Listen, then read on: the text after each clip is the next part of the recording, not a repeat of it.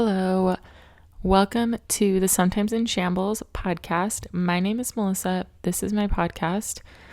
On today's Minisode, I will be reviewing the Ted Bundy Tapes Netflix show. I actually watched this show like 2 weeks ago and I finished it in like 2 days, but just things happened, so I released episodes in a different order than I had expected. So now for this minisode, I'm going to be releasing what I recorded a couple weeks ago. So when I say last week, it really means like 2 weeks ago. So how many times can I say so in this episode? Let's go. Let's get this started. So I have finished the Ted Bundy series on Netflix. I finished it last weekend. It actually took me 2 days only to finish it because I go through Netflix shows so quickly. So I watched 1 and 2 in 1 day and 3 and 4 on Sunday and finished that all up. And I just want to talk about it really quick. This is my first true crime sort of themed episode that I'm doing. I don't know why. I just really like true crime stuff. I used to watch CSI like crazy when I was younger, to the point where I wanted to do that. And when I went into school, I actually was a chemistry major at first and looking into going into forensics and stuff like that. Love CSI, love Law and Order. I have just always been obsessed with that stuff. The first true crime thing that I can remember from my childhood is I was probably I have no idea how old, honestly, 6th grade maybe. And my mom on the bookshelf in the living room had a Lizzie Borden book. So I always saw this book and I was like, who is this person? And asked my mom and she's like, oh, she killed her parents with an axe and got away with it basically. So that was my first intro to true crime. And I remember going back to my computer room and getting on Google and searching Lizzie Borden and kind of researching her. So that was the first thing that I remember being interested in. Now, Ted Bundy, I had no idea who Ted Bundy was until I don't even know when, till I moved to Utah, really. So I was an adult. I think a lot of people, after I learned about a lot more about the more famous serial killers, if you're oh, Ted Bundy, they're always oh, is he the one that eats people? They always confuse Jeffrey Dahmer and Ted Bundy. So that's all that I think people know about Ted Bundy is they just get him mixed up with people. I personally, before watching the show, didn't know that much about him. I have been, so last year in school, I actually did a website in one of my web design classes on notorious serial killers. So I had to do kind of a lot of research to create the content for my website. And Ted Bundy was one of them, but didn't really research that much about him. But I did kind of a brief research, to see which ones interested me the most. And I knew that Ted Bundy came through Utah and he went to the University of Utah. And I had read survivor stories from BYU's campus, and my mom went to BYU. So I remember texting her and I was like, were you at BYU when Ted Bundy was in Utah? And she's like, I don't know. She just wasn't that interested in it. So I think she was. Ted Bundy was there 77. I think 77 is the year my mom graduated from high school. I could totally be wrong. Sorry, Mom. It's 77 or 78. So I always kind of thought, before I actually did the math, I always thought that she was at BYU when Ted Bundy was still murdering people. And that always fascinated me, that my mom could have potentially been a victim or come in contact with him. And just that thought was very interesting to me. So now I'm going to just review the show a little bit.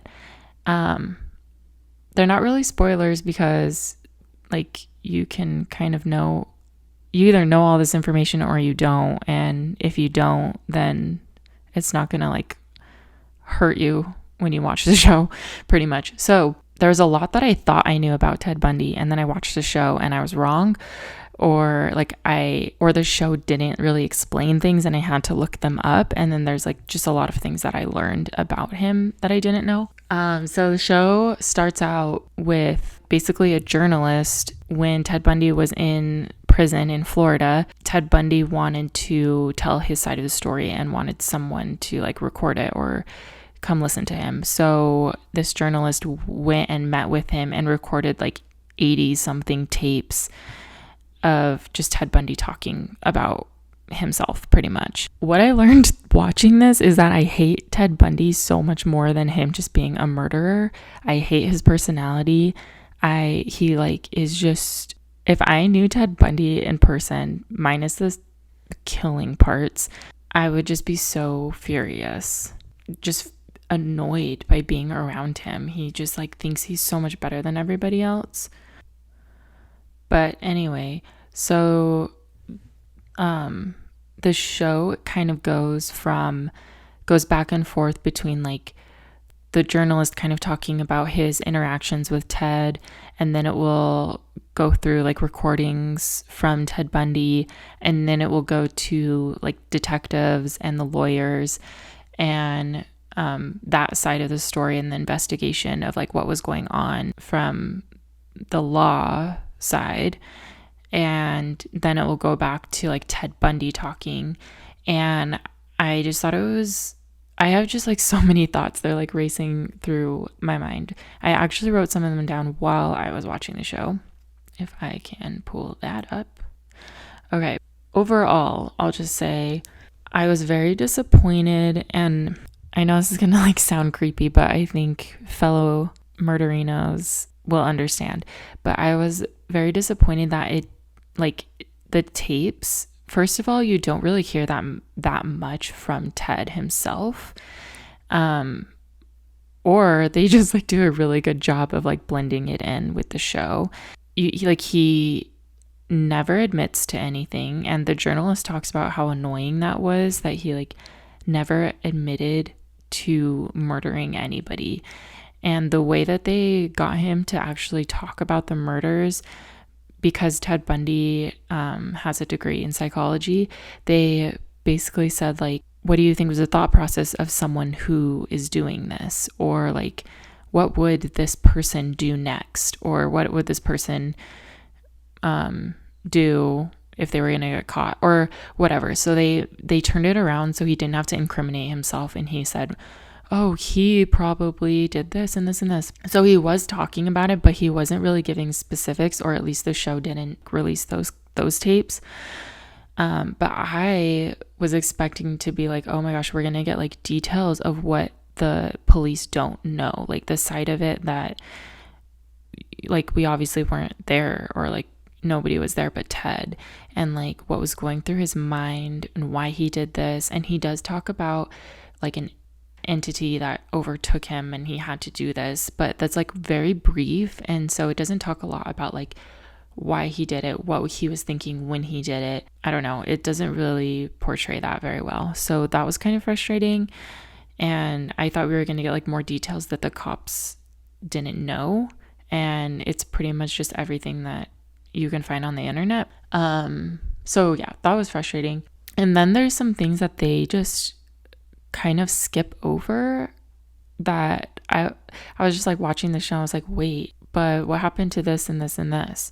So it goes through his life. It kind of talks about like the tapes of Ted talking through his childhood and like basically explaining that there's no reason why he would have killed these people. Like there's no like this is the time that the FBI was forming the BAU, and they were kind of like creating the serial killer term, and all this stuff was very new. I mean, in the 70s, it was like a plethora of serial killers. So they knew characteristics of serial killers when they were younger, like wet the bed, started fires, killed animals, the typical serial killer things. And Ted was just like so adamant about saying that he was normal, even though other people said that he wasn't. So it talks about his childhood, and then all of a sudden it talks about this girl that he was dating. And what I thought that I knew about Ted Bundy was that he started killing he had a girlfriend, they were engaged, she broke off the engagement, and then it started like his killing spree. And his type that he killed were people that looked like his ex-fiance or whatever. I was so wrong. And they talk about his first girlfriend, and I was like, okay, this is the girlfriend that he got engaged to or whatever. And I don't know, like it doesn't really say if they were engaged or not. It just kind of says he was dating this girl, and it doesn't say like when they broke up or anything. And then all of a sudden he killed some people, and it was just kind of like random, and like I couldn't really follow that timeline.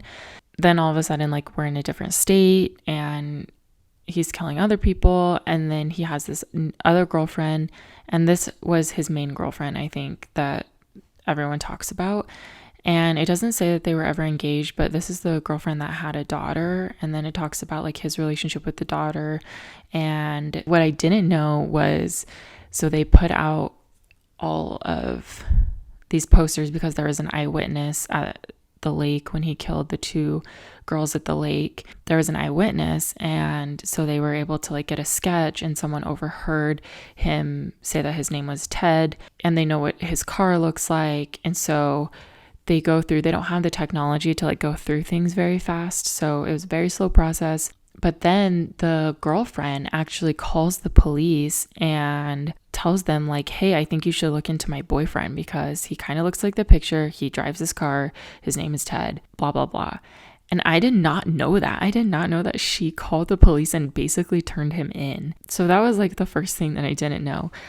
But then when it goes on about like on through the timeline of all of his killings, they just like never really say what happened to the girlfriend. Like all of a sudden they're in Colorado and he moves to Colorado or whatever and starts killing there. And I'm like, wait, like what happened to his girlfriend? He just left her all of a sudden. It doesn't really explain that part.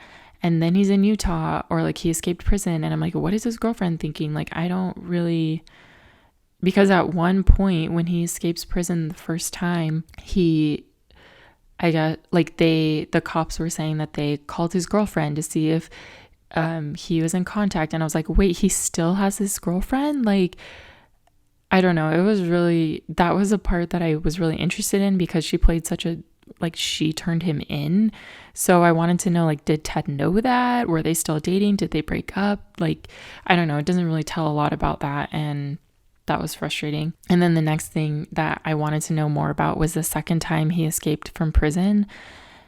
I guess I didn't know how he escaped from prison either times. And so first time he was at the courthouse, he jumped out of a window and then he like ran away to the woods. But then he got like so disoriented from the rain and the storm and stuff like that. He walked back into town and got caught. And I feel like Ted was like stupid but smart. I don't know. He made really dumb choices. Like one of the girls was killed at a ski lodge, and he literally had the ski lodge brochure in his house. Like, I don't know. He was kind of dumb. The second time he escaped from prison, all it says is he escaped from a hole in his cell ceiling, and it like shows a picture of the hole. And they don't explain anything else. Like, they don't explain, was it a hole that was already there? Like, was it a vent or something? Did he carve out the hole himself with what? Like, they don't really explain anything. I just like wanted more details. They just said, because from the first time he escaped from prison, he lost like 20 pounds or something. So he only weighed like 145 pounds. And then the second time, because he was so skinny and he hardly ate in prison, he was able to fit through this hole. I mean, this hole was like honestly like 6 by 6 inches. Like it was so small. And he like stacked up some books on the top bunk of his cell and then just like slipped through. And I guess where the hole went through the ceiling, there was like a prison guard's apartment or something. And like it just doesn't explain anything. Like, why wasn't anyone in the apartment? Like, how did Ted know that there was nobody there and like the right opportunity to slip through? I don't know. It's just, it doesn't give a lot of details for that, and that's the kind of stuff that I want to know. I'm going back to my list and seeing what kind of stuff I wrote down. Oh my gosh, the first thing I have written down says black eyes. This was the scariest part of the whole show, I think, was when the journalist was, I think it was the journalist, somebody who had talked to him said that one time he was talking to Ted and Ted started talking in third person or whatever, not third person about himself, but saying, you know, he would have done this. And he was like explaining something about the murders, and his eyes, which are like super bright blue, just turned pitch black. Ew, like it gives me chills. Like I just got chills again talking about it. That is so scary to me. Like just imagining someone's eyes go like turning black in front of your face, talking about something so scary is such a terrifying thought to me. I'm probably gonna have nightmares tonight just from talking about that one thing. But I actually stopped the show and went on Google and started like researching black eyes and serial killers and like why do people's eyes turn black and all this crazy stuff. And it was saying like about like endorphins or something. And when you get like really excited about something you're talking about, then your pupils dilate. I don't know. It was a lot of like scientific stuff that I don't understand, but that is so freaky to me. Your eyes turning black. Ugh. So scary. Oh, okay. Then I wrote down the photos. So the whole show, it's like, it's so interesting to watch. But then at one point I was like, I'm literally just watching like minutes of one photograph because it's like people are talking, like the journalist or the cops or the lawyers and like people in Ted's life. Like he actually had friends. So some of his friends were on the show. So they like interviewed them, but then the parts where like Ted's talking, they're just like photos, and it's just like I'm watching like a slideshow pretty much with Ted's voice over it. It's still super interesting to watch. You would think that just watching a photo for like 5 minutes, the same photo, it gets boring, but it's really interesting because you can actually like think about what Ted is saying and like process it. But there's some photos when he's actually in prison, and they're like photos like someone did a photo shoot with Ted Bundy, and he has like shackles on his ankles. And there's this one photo that I don't understand who took this photo, but it's from the point of view of the camera is like under the desk, and Ted is sitting in a chair reading a book or something, and he literally like has shackles on his ankles, and he's like peering over the book under the table directly at the camera. It's such an interesting photo to me because, first of all, what photographer is like, let me do a photo shoot with Ted Bundy in prison? And second of all, why? Like, who is like, yeah, we need to get a photo shoot, like a formal photo shoot with Ted Bundy. I think it's just so weird. It's probably for newspaper or something. I don't know where that photo came from. They show it several times throughout the show, and I just think it's so weird. So another thing I wrote was not very smart. Okay, Ted Bundy actually is so smart. Like, he talked himself or tried to talk himself out of a lot of things, but it's almost like cringy. But along with that, I wrote, he got gas near the hotel of a victim. Oh, he buried all the victims in the same place, which is like rookie move. And then the brochure that I talked about. But actually, they do have a recording of Ted talking about the burial of the bodies. And he was like, well, most likely the bodies are going to be buried in the same place because he's going to want to revisit them. Oh, yeah. And also, while he was out and about enjoying his time away from prison in the woods, he slept in just someone's cabin who I guess wasn't home. And how It would actually be so awesome to be the owner of that cabin and be like, Ted Bundy hid out in my cabin. But also that would be terrifying that like literally a serial killer can just like show up. I don't know. It's creepy, but like what if you just found out that, oh, by the way, like we caught Ted Bundy, but he slept in your cabin for a little bit. So hope you're okay with that. They probably like sold the house or something. Okay, this is a part.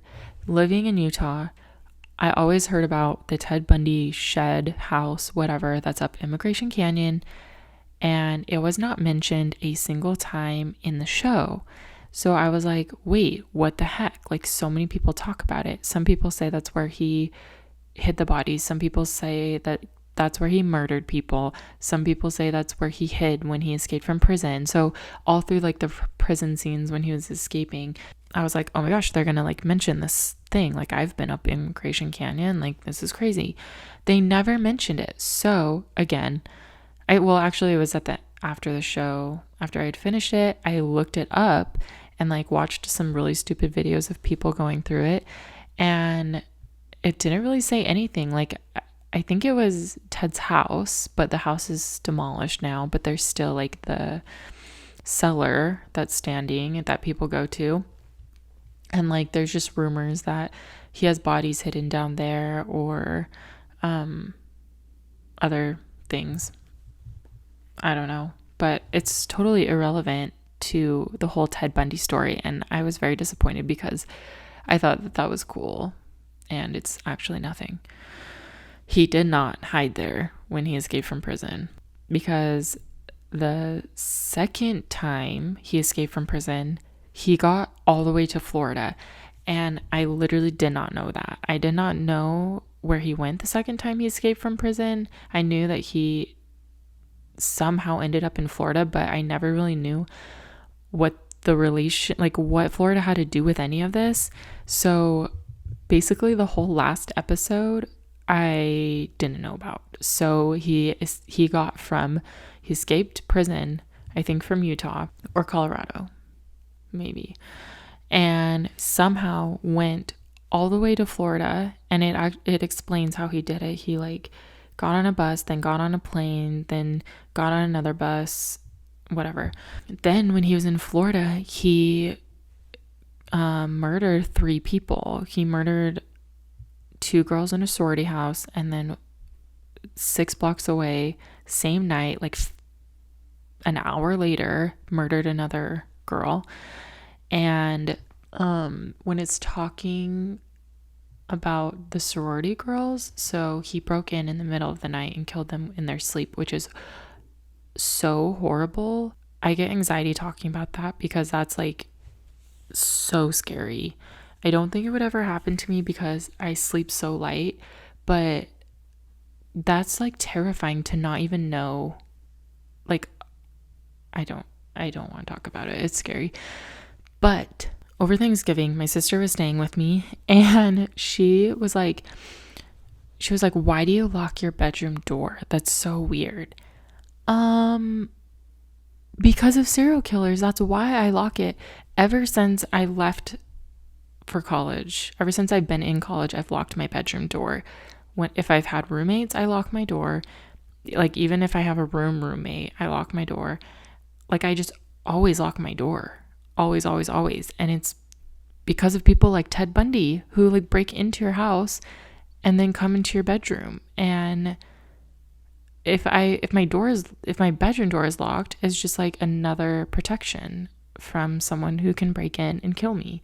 And also, if I hear someone someone can just open the door very quietly, but if I hear someone trying to unlock my door, that will wake me up. So it's just a safety net. Lock your doors. I think everyone should lock their bedroom doors. Yeah, I had no idea about the Florida killings. Okay, also they show several times throughout the show, they show like, it's like 12 different pictures of him, and he looks different in every single picture. It is so creepy how he can change his identity and no one recognizes him. Like, when he gets caught in Florida, which, by the way, he gets caught for running a red light or something and stealing a bunch of crap. Like, that's why I'm saying Ted Bundy was stupid. Like, that's how he got caught, is a traffic violation. Like, it's just so dumb to me.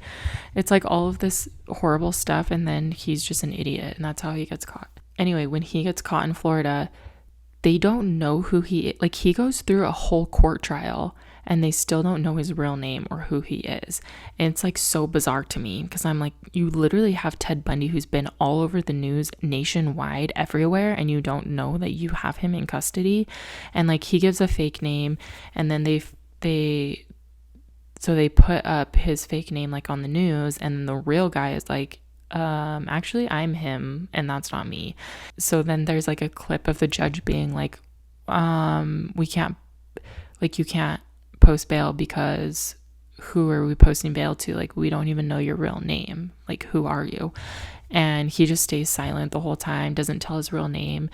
And then I don't remember how they found out who he was, but they finally found him out. But they like show the 12 different times that like he's gotten arrested or whatever, and it's just like so creepy how he looks different in every single picture, and how quickly he can change his identity. And like, it's so bizarre. It's like I think he was diagnosed with like manic depression or bipolar or something like that, and I think that has something to do with it.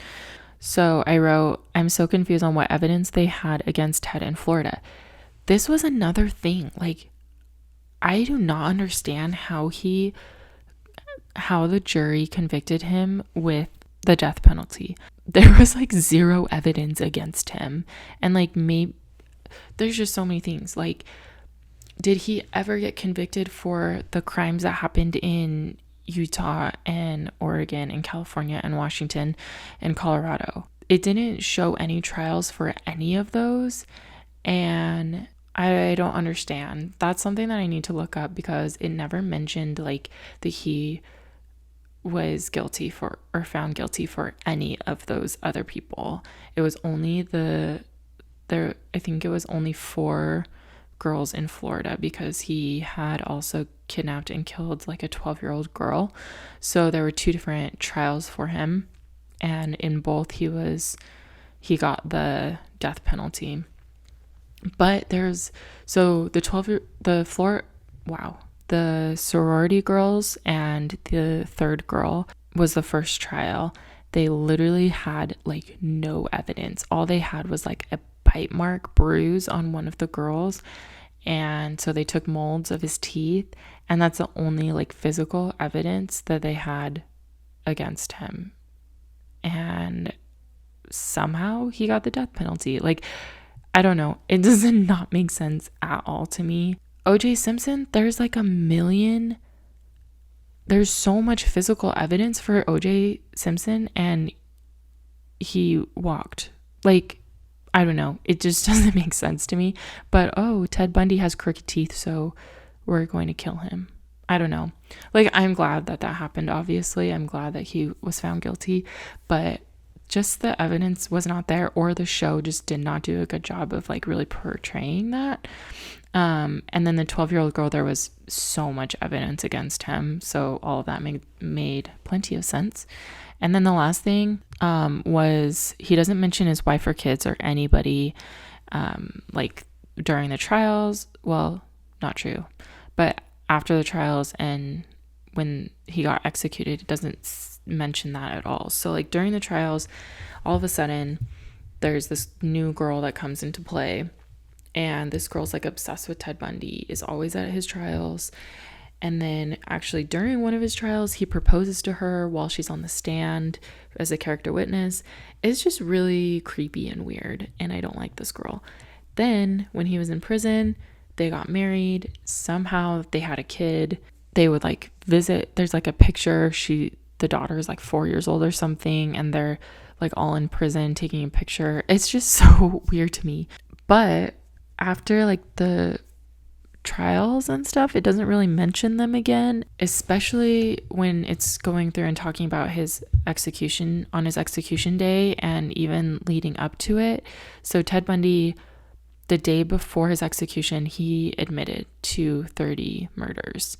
It's just like, it talks about the days leading up to the execution and how they were trying to get like an appeal to get the execution day moved back and all this stuff, but not once does it mention like his family and his wife and what they're all thinking. And especially on the execution day, it shows like all these people outside, and there's like Bundy burn shirts and all these things, which I wonder if there's a Bundy burn original shirt from that day just floating around somewhere on the internet. I tried to look it up, but I couldn't find it. But that would be really cool if there was like still an original shirt somewhere. Some guy in law enforcement, it talks about him because he was there when Ted Bundy was executed. So he's like the main person that's talking during all of this, but it just shows a bunch from that day and not a word from his wife. So I thought that was really weird. Like, wouldn't she have the most to say when like her husband is literally going to die? Like, I don't know. That part was really weird too. It just doesn't give, the show just didn't give all of the details that I wanted. But that's all the notes that I have on it. I just wanted to give like my thoughts and my recap about the show. There's just like a lot of extra stuff that I think I'm going to research, or kind of disappointed that I had to research it. But that's it. And yeah, I would say like comment, let me know your thoughts, but this isn't YouTube. I don't really know how podcast episodes work yet. You can email me sometimesinshambles@gmail.com. Yeah, that's all I have for you. So thanks for listening. Bye. I hope you guys enjoyed this episode of Sometimes in Shambles. The intro music was done by my friend Lucas Cathy, and the artwork was done by me, myself, Melissa. If you liked this episode, please rate, review, and subscribe, and we'll see you next time.